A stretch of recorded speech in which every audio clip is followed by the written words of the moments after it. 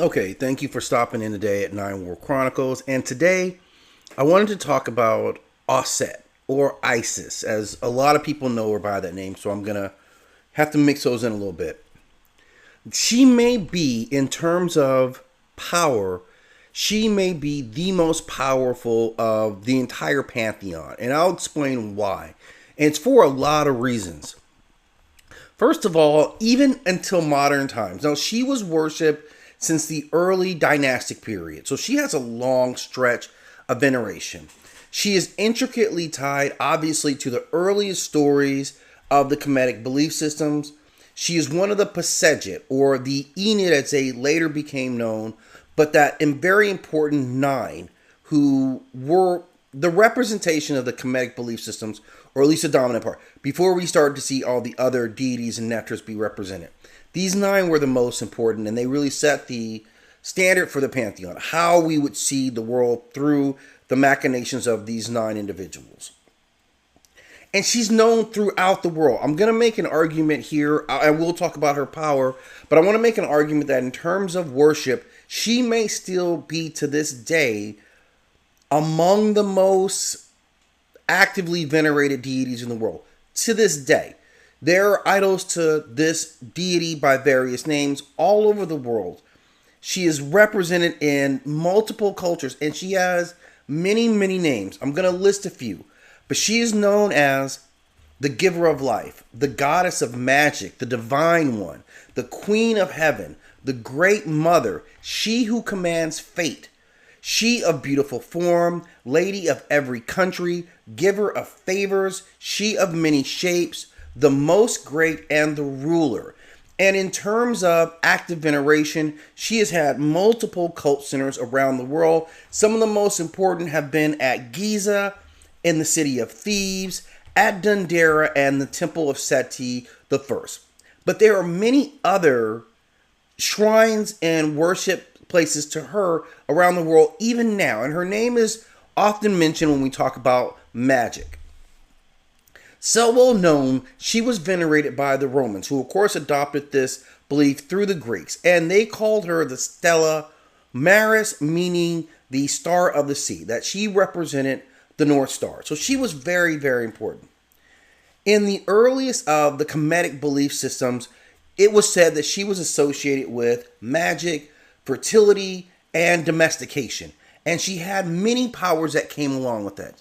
Now, for a culture that talked about the power of magic, she was said to be the greatest sorcerer in the pantheon and could even contain Ra himself, and I'll explain that a bit later. She was believed to have the ability to create and destroy life. And with the utterance of a word, she is the embodiment of spell casting. She had the ability to use the influxes in ways that other nectars still had not mastered. She was skilled in killing the sick and curing diseases. She began to separate herself, of course, in the resurrection of Asar. It takes us back to that story, and we'll talk about how her connection to these various nectars, it really matters. In the story of Asar, her husband, of course, is murdered and chopped into 13 pieces. She brings him back from that with the assistance of course, Nephthys and Anpu, but she performs the first feat of resurrecting someone and bringing them back from the underworld, which is a massive power that we haven't seen duplicated in too many mythologies. But she has that ability. She has the ability to herself traverse to the underworld where she visits her husband and then is able to come back. But during the resurrection process, let's remember, not only did she resurrect her husband, she did so and created life with him. They conceived their son, Heru, who would go on to be the first ruler, who would rule after his father's death, after taking back the throne from his uncle. So that puts her in a very different category when we're talking about both the ability to create life and resurrect life.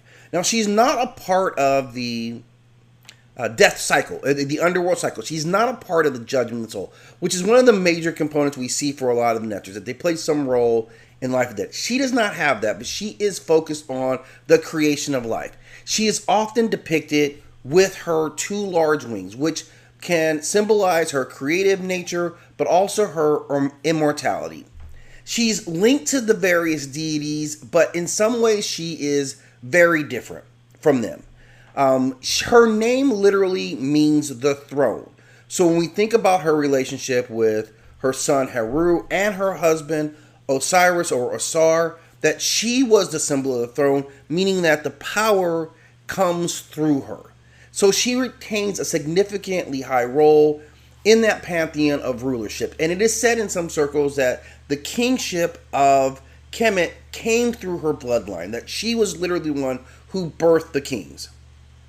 We also see that her role as the mother of Heru, she was his first teacher. She was his protector. She was his first teacher. She was a strategist. She had to contend with the massive power that Set had once he overtook the kingdom, and she was able to do that. She had game planned around him and was able to politic or to make an argument for her son that ultimately put him on the throne. So she held power of sway in addition to her magical abilities. Now, in terms of her magical abilities, there is literally, she is second to none in terms of these personifications, and there are some feats that she performs that gives us clear indicators of why. Now, she at one point discovers the secret name of Ra when she was curing him of an illness. And this alone gave her, in terms of spell casting, significant power of controlling him. She has the power of life and death over Ra himself, or Osiris throughout his various different titles or reincarnations. She is also the mother of the Apis bull, which is the living personification of Ptah. So she gives life to Ptah's living form. So again, her relative control over both Ra and over Ptah speak about her dominance over even the reality creating netters, those who we saw speaking creation. She had ultimate rulership over them. She is linked to the other deities in terms of Set because she goes head to head with Set. She was Set's chief enemy after he slays Asar, but he does not gain the victory over her. She is able to outpower him when needed. She's able to outsmart him when necessary, and ultimately she achieves her goal over him of having her son ascend to the throne. She is, of course, the sister wife of Asar himself, and in her role, she is able to make up for his shortcomings in his naivety about his brother and brings him back and sets him on the throne. Because of his descent to the underworld, he is able to claim that throne, and now he becomes the king of the underworld, while her son ultimately becomes the king of the living world, the flesh world. And all that power comes through her. They could not have ascended to their relative thrones without her, and she's still an advisor for him in the underworld and an advisor for her son in the living world. Aren-Sufis, the great lion-headed deity, is said to have been her companion, the great companion, her protector, so she bears a link to him. She is also obviously connected to Nephthys, as though those two carry a very, very close bond of sistership. And Nephthys, in most scenarios, has dedicated herself to being the attendant or the helper for her sister at her most turbulent times. Of course, she is the daughter of Geb and Nut, and they were the ones who called her their shiny one. She was the special one of the group, and it stood out and she shined. She is linked to other goddesses of the underworld who were seen in the case of Herit Ka, who was seen as, again, her attendant. Because of the nature of the resurrection of Osiris and the conception of her son Heru, it is believed that renditions or variations of the Virgin Mary are based off of her because she is the one who empowers the conception, the immaculate conception, the miraculous conception, physically by taking the power or life essence of Asar, implanting in her body, and creating life from that. So her control over life is second to none in many ways.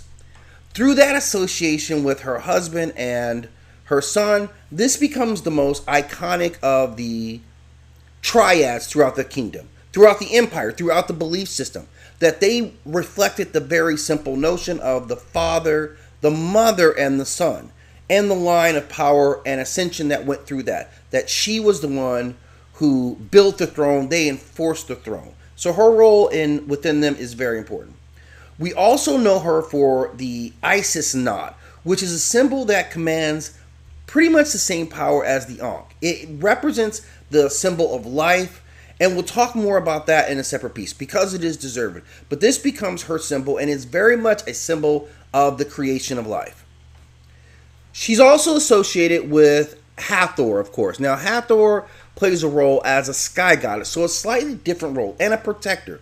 And Hathor will play different roles that deserve their veneration. Her role was a bit different in terms of Auset, although at times she would wear the headdress of Hathor. She would again claim to have that power of the sky, as well as being the master of magic.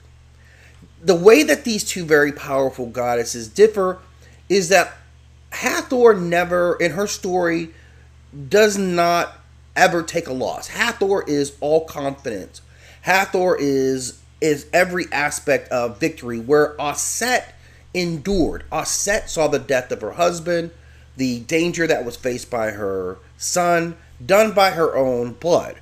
So Auset is humanized in a way that a lot of the other netters are never able to do. So the way that she is seen, she is given the title of being the Great Mother, and that is seen in both her role of Heru, but also her overall life-giving abilities.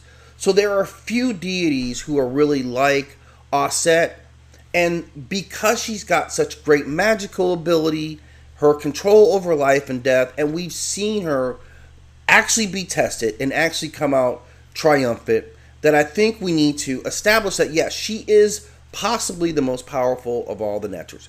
I wanted to spend a little bit of time, because I hadn't talked about her much recently, and I'm going to get into some other topics, but I did want to shine a spotlight on just how powerful, even relative to the other gods, how powerful that she is. So again, if you have more to add, and I'm sure someone has something wonderful they want to add to this piece about the great Auset, please do so in the comment section. And if you enjoy the videos, I always ask you to hit that like and subscribe, and click the notification bell so you know when new videos are going to drop.